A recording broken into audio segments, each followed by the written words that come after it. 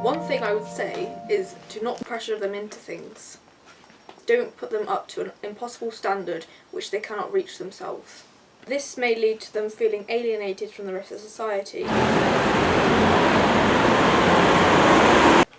So hi there, my name is Laura Brain. I work at Off The Record as a team leader, and my job is to make sure that Off The Record is accessible and easy to access.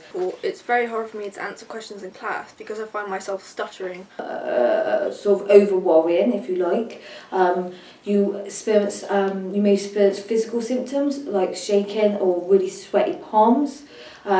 Sometimes if it's a sort of what we call a panic attack, a young person would experience heavy breathing, maybe the feeling that they're going to die. It's very hard for me to go out of my comfort zone.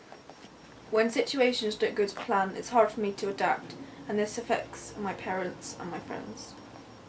Worrying about what people think of me means it's hard for me to get close to people.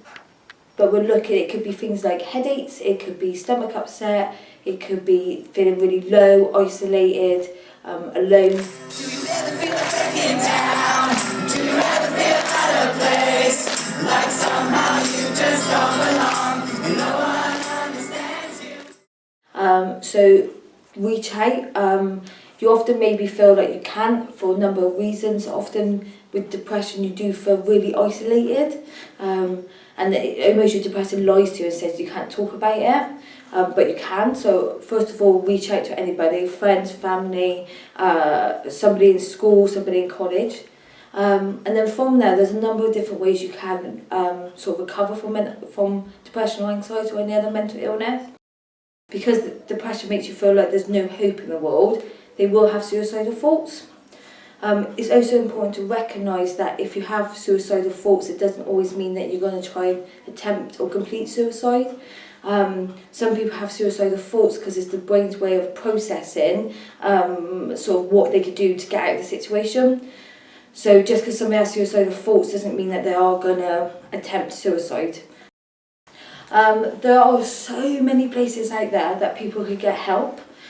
You have national campaigns like Head Together, which is run by Prince William, maybe. Then you have things like Young Minds and Time to Change, and these places provide a platform for stories, information, guidance. You then have places like Mind and Off The Record that can provide mental health support. And then if you're in real crisis, it's recommended that you go to the local A&E. So if you are going to act on suicidal thoughts, it's go to the A&E. The technique that you could do whilst you're having a panic attack, like breathing exercises, or my favourite that I actually use is I do the 5 senses. So I will sit there and go, what can I see, what can I hear, what can I feel, what can I taste? I can't remember the 5th sense now. Always coming to me when I feel really anxious. I guess I think the most important thing is that just talking about what mental health is, having a conversation about what it is on an everyday basis, and then there are other things about sort of what schools do, what colleges could do, how do we engage with the political arena. We need to speak to people about mental health from a young age. Try to help them and don't treat them as if they're a burden. We need to take mental health more seriously. Do not alienate people who are suffering. It'll all make sense again.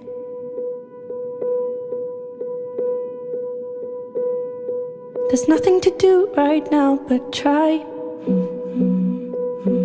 There are 100 people who will listen to you cry. And I get that they don't get it,